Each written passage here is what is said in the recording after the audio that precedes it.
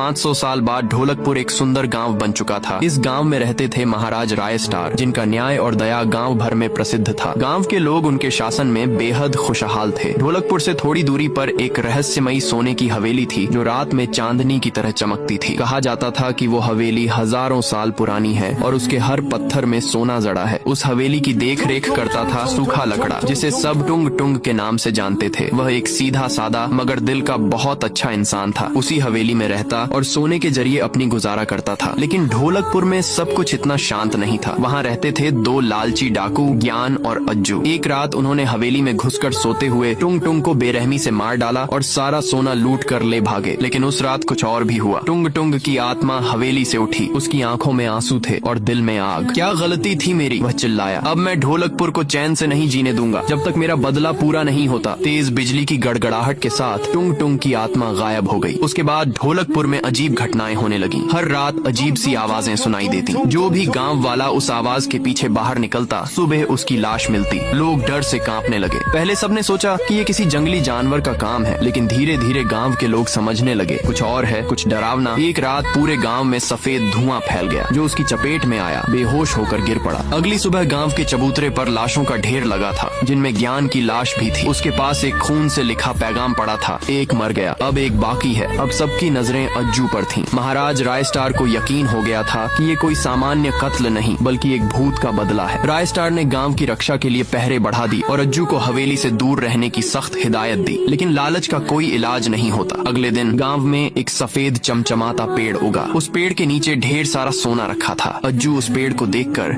लोभ में अंधा हो गया। उसने सोने को छूने की कोशिश की, लेकिन जैसे ही वह पास गया, पेड़ की जड़ें उसे पकड़कर अपनी आग में समा गईं। वो जलकर राख हो गया। पेड़ ने अपना असली रूप दिखाया। वो कोई पेड़ नहीं था, बल्कि टुंग टुंग साहोर था। उसने गूंजती आवाज में कहा, मेरा बदला पूरा हुआ, अब ढोलकपुर में फिर से शांति होगी। उसके बाद हवेली की जगह एक सुंदर बगीचा बन गया और गांव के लोग फिर से हंसी खुशी जीवन बिताने लगे। ढोलकपुर फिर से शांत हो गया। अगर आपको भी फ्री डायमंड चाहिए, बायो के लिंक से आप डाउनलोड कर लो।